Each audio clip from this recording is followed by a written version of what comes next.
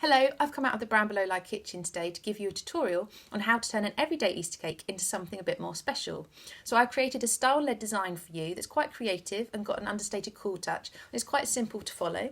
So I'm going to do the videos here, but if you'd rather see the step-by-step written instructions and photos to go along with it, if you head over to my blog on my website, you can find that there.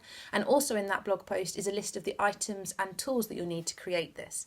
So the first thing that you need is a sugar paste covered cake. Now because you're covering it in sugar paste, you do need to make sure that it's a cake and a filling that can be out of the fridge for a few days until you're going to eat it.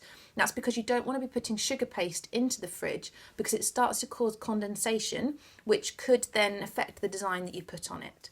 So I've got a 6-inch cake here. You can use any size, just make sure that you adjust the proportions of the design accordingly. Then you also need a cake drum, which is a thick board that goes under the cake. That needs to be 2 to 3 inches wider in diameter than your cake. Now you'll see that the cake drum has got sort of a foil covering on it.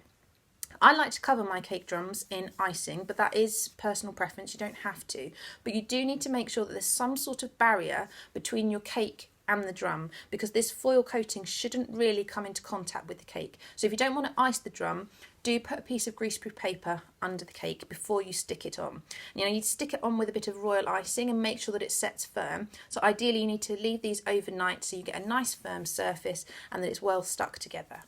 So then what you want to do is you want to find what's going to be the front of your cake. So bring it up to eye level and look for any imperfections or little cracks. And see where would be the best to be a front. Now our design is going to be going on the front, on the surface of the cake, as opposed to on the top surface. So you want to be finding a smooth surface that's going to be good for painting on without too many imperfections. And I can straight away see that I've got a dent here in the top of the cake, so I don't want that to be near my front. So I come around here, and then what you want to do is take a normal pin. Now don't get this anywhere near the cake, you don't want to be putting pins into cakes. But you can put this into the board as a little marker so that when you're doing your design, when you're decorating, it kind of gives you an alignment as to where the front is, because sometimes, especially at the beginning, it can be hard to remember where exactly you want the front to be, and you can start losing your place.